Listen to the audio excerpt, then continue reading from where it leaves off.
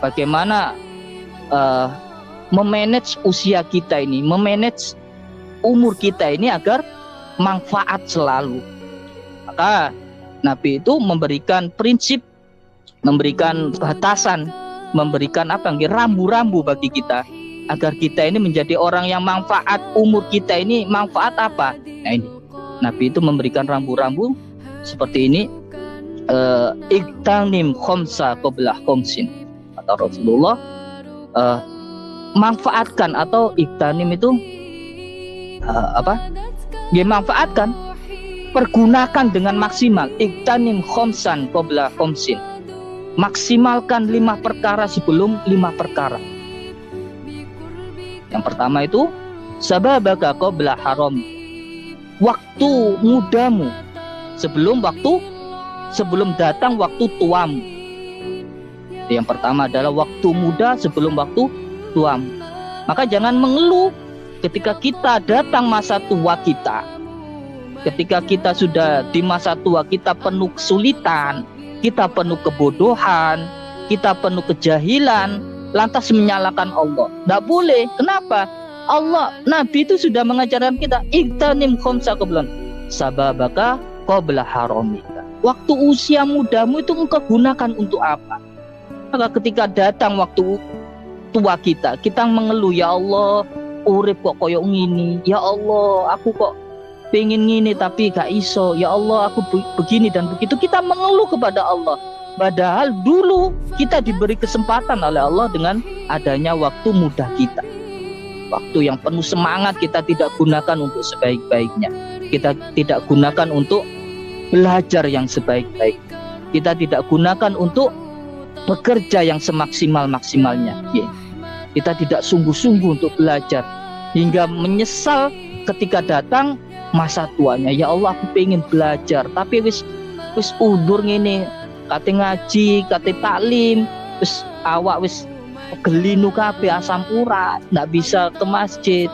Kate online ya bingung, wis gak ngikuti perkembangan zaman, bisa online seperti ini. Ya jangan salahkan Allah. Nabi sudah memberikan rambu-rambu. Manfaatkan waktu mudamu sebelum datang masa tuamu.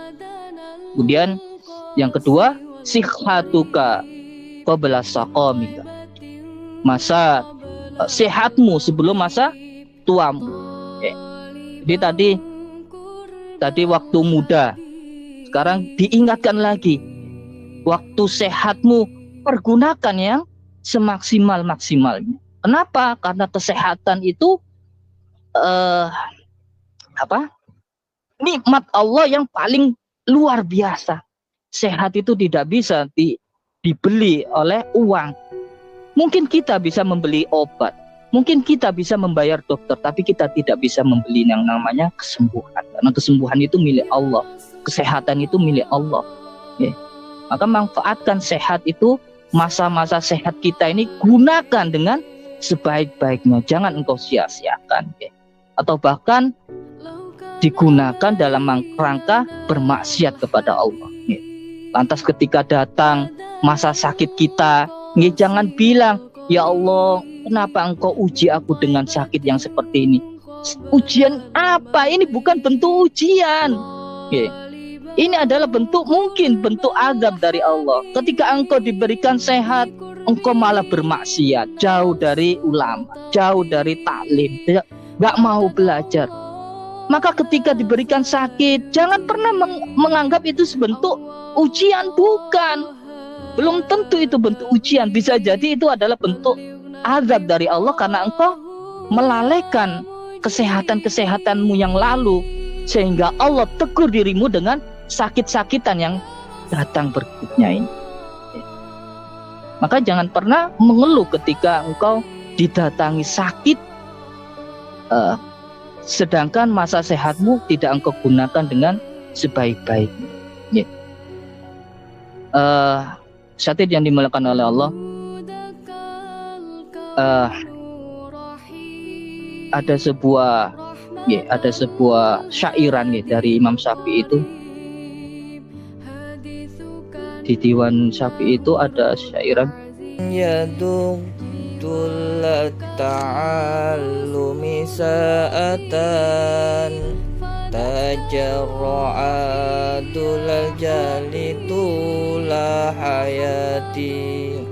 Jadi Imam Syafi'i mengingatkan barang siapa yang tidak pernah merasakan susahnya belajar, yang sebentar, tidak pernah payah yang sebentar, tidak mau bermaksimal di awal-awalnya, tajarru'a dula jahli tula hayati, maka dirinya akan merasakan pahitnya kebodohan tula hayati sepanjang hidupnya.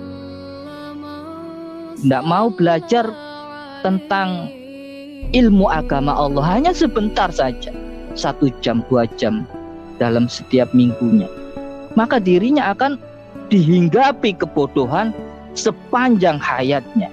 Maka lebih sakit mana, lebih nggak enak mana, kita merelakan 1 jam 2 jam kita untuk belajar mencari ilmu Allah, untuk mengetahui rahasia atau ilmu-ilmu Allah, ilmu-ilmu syariat Allah, agar kita sepanjang usia kita ini tidak menjadi orang yang bodoh, tidak dilingkupi dengan bayangan kebodohan.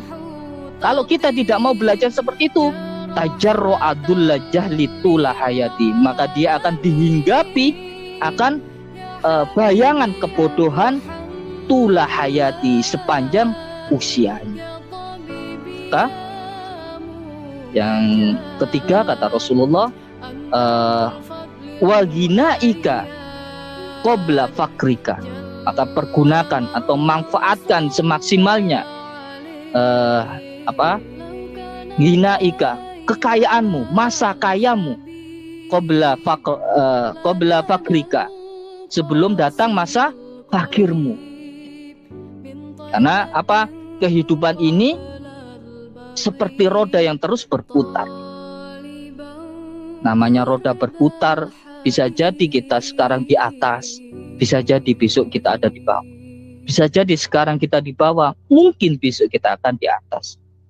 Isu dele, sore tempe, pengine tadi tempe jes, tapi tempe goreng, dan bisa jadi berputar terus, semuanya berproses. Maka jangan sampai ketika datang masa fakirmu, engkau akan menyesali mengharapkan kembali masa kayamu. Jangan sampai dalam masa kaya ataupun dalam masa fakirmu engkau membatasi dirimu untuk tidak bersedekah kepada Allah. Kata Allah, wasyari'u ila maghfiratin min rabbikum wa jannatin arduha samawati wal ardu lil muttaqin. Kemudian alladzina yunfikuna fis sarra'i wad dharra. Kata Allah, orang yang beriman itu apa sih? Alladzina yunfikuna fis sarra' wad dharra. Orang yang berinfak, bersedekah fis sarra'i wad dharra, di masa lapangnya, di masa kayanya dia juga bersedekah. Kemudian was sarra'i wad dharra, di masa kesempitannya, di masa fakirnya dia juga bersedekah. Jangan cuma punya angen-angen, ya Allah, aku benek soge, aku bakal begini dan begini. Maka Allah tidak melihat bentuk kekayaan itu sebagai syarat untuk orang itu bisa bersedekah. Jangan cuma mengandalkan, ya Allah, nek aku soge, aku bakal sedekah berapa miliar untuk masjid. Bukan seperti itu, tapi Allah memberikan kita ini apa yang kita punya, apa yang bisa kita tasarufkan di jalan Allah, apa yang bisa kita infakkan, kita sedekahkan di jalan Allah, kita sedekahkan. Bahkan hanya senyum kita ini kepada orang lain adalah sebuah bentuk sedekah, dia kata Rasul. Tabassamuka fi wajhi akhika shadaqatun. Jadi tabassamuka, senyummu kepada wajah saudaramu itu sedekah.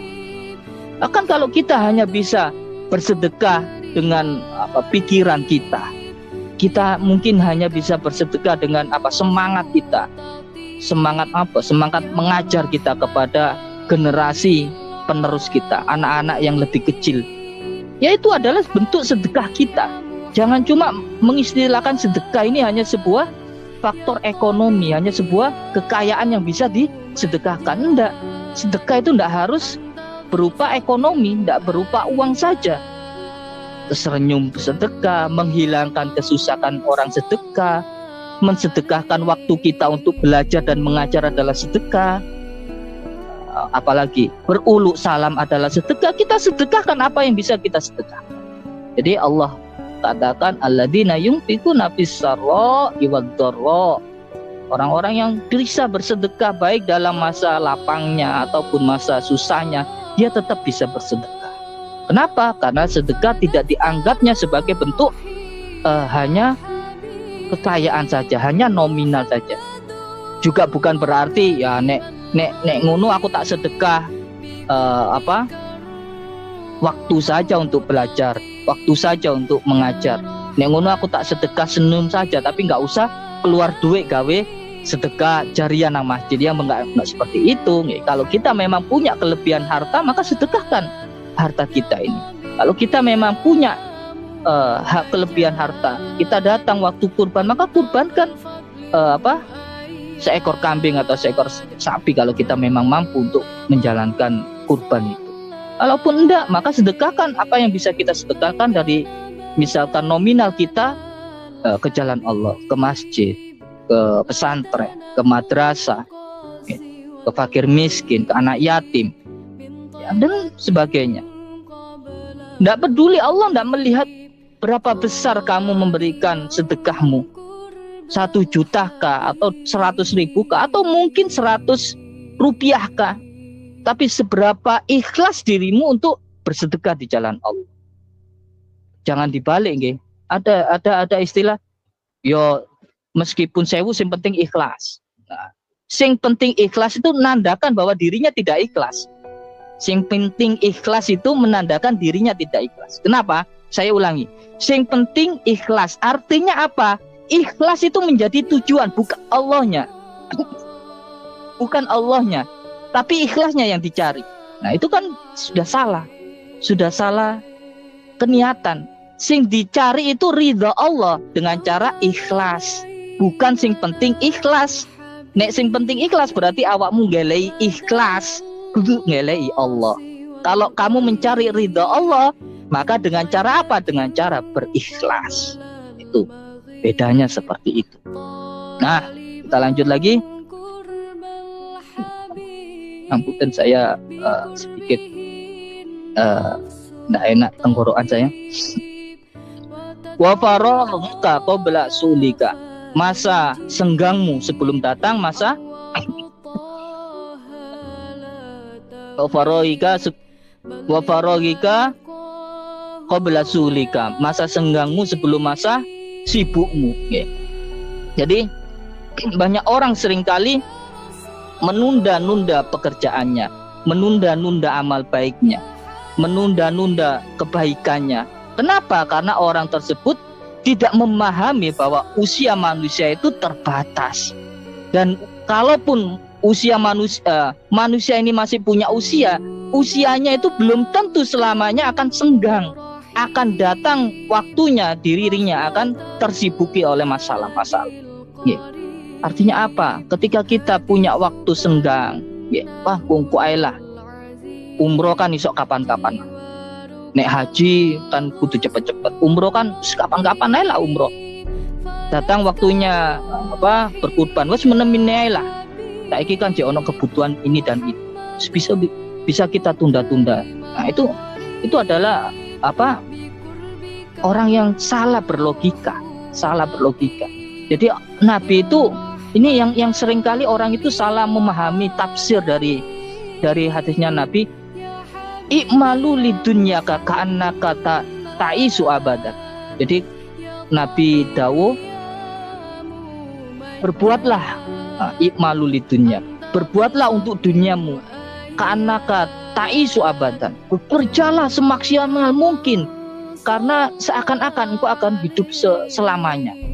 Kemudian hadis yang berikutnya, wa'malu li akhiratika ka'annaka tamutu. Beribadahlah untuk akhiratmu, seakan-akan engkau ada akan meninggal besok. Nah itu dimaknani seperti ini biasanya.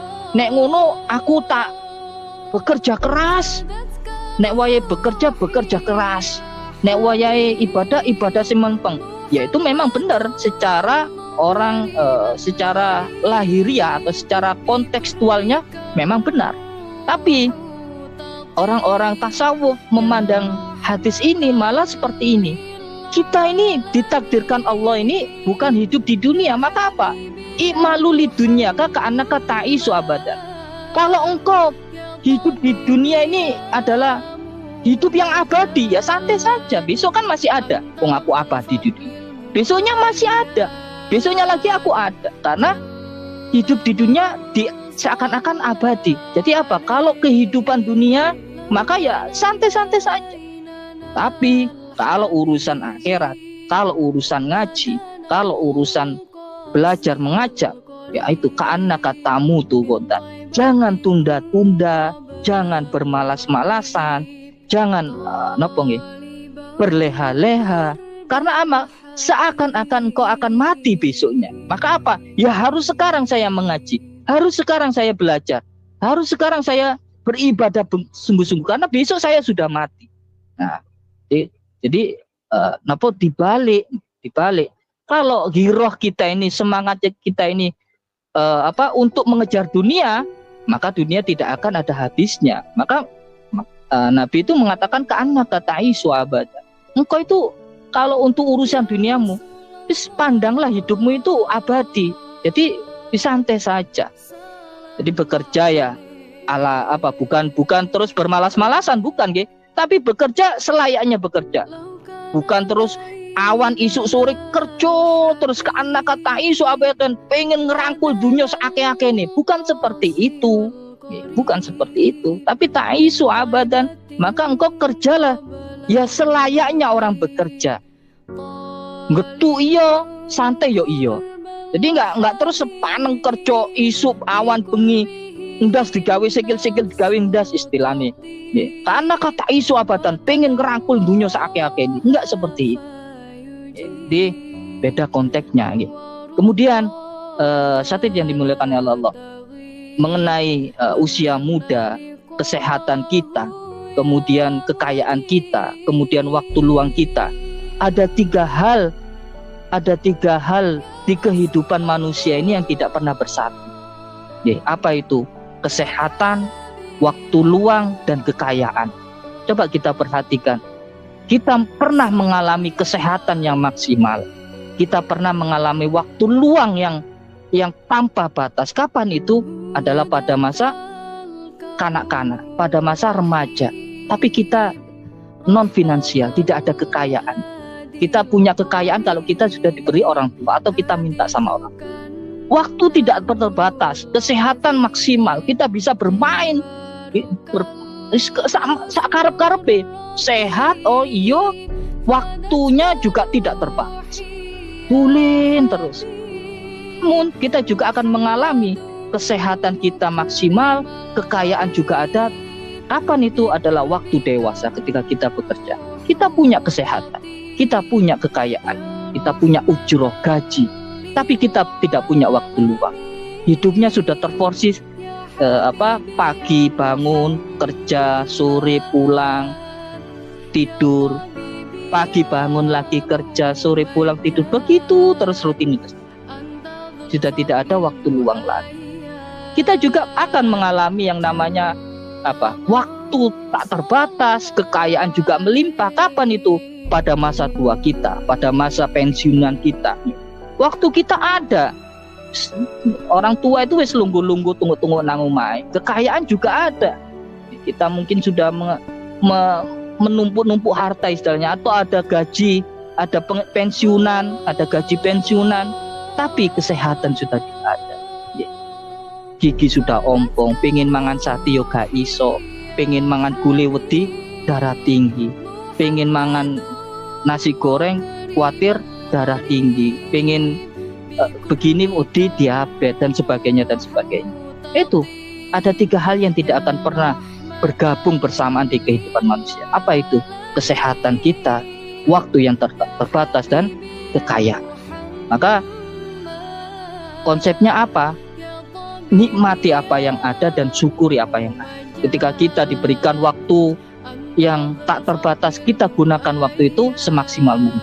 Kita diberikan kesehatan, kata Nabi, manfaatkan sehat itu sebelum datang sakitmu. Kalau kita diberikan waktu kekayaan oleh Allah, manfaatkan kekayaan itu untuk bersedekah sebelum datang waktu fakirmu. Yang terakhir, kalau kerugian atau penyesalan itu masih di dunia, itu masih enak. Ada yang terakhir kata Rasulullah, wahayatika qabla mautika, maka akan datang kematianmu. Maka sebelum datang matimu, maka pergunakan hidupmu sebelum datang matimu. Jangan sampai kita ini seperti yang Allah katakan, wa anfiqu mimma razaqnakum min qabli ayati ahadul maut fayaqulu rabbi laula akhartani ila ajalin qarib. Ya Allah, seandainya saja Engkau akhirkan aku dari ajal yang akan datang ini, fa asaddaqa wa aku minasoil, aku akan sedekahkan semua hartaku ya Allah. Terlambat, kata malaikat Israel. Kenapa? Ya karena sudah mati. Orang yang mati hartanya sudah tidak berguna lagi. Jadi kalaupun engkau ingin bersedekah, kata Allah, kalaupun engkau ingin bersedekah ketika engkau sudah mati, itu sudah terlambat. Maka jangan sampai engkau menyesal setelah datang kematian. Maka kata Rasulullah, manfaatkan hayatika qabla mautika, sebelum datang kematian. Satir yang dimuliakan oleh Allah, itu sedikit bentuk-bentuk rambu-rambu dari Rasulullah, bagaimana cara kita memanage atau memproses keadaan-keadaan kita ini, bagaimana agar waktu kita, usia kita terlaksanakan dengan maksimal. Di antaranya apa? Yaitu 5 tadi. Sehat kita, masa muda kita sebelum masa tua kita, sehat kita sebelum masa sakit kita, kaya kita sebelum fakir kita, masa senggang kita sebelum masa sibuk kita, dan hidup kita sebelum kematian kita. Jangan sampai kita ini punya semboyan kecil dimanja-manja, muda di foya-foya, tua kaya raya, kalau mati masuk surga. Iku istilahnya duwe wong jero ta iku. Jadi kalau kita ndak serius di awalnya, man lam yujahid fil bidayah lam yusahid fin nihayah. Kalau kita tidak serius di awalnya, di awal karir kita, di awal kehidupan kita tidak serius, lam yusahid fin nihayah, kita tidak akan berhasil di proses akhirnya kita ini. Demikian asatid yang dimuliakan Allah yang bisa kami sampaikan. Sebelum kami akhiri,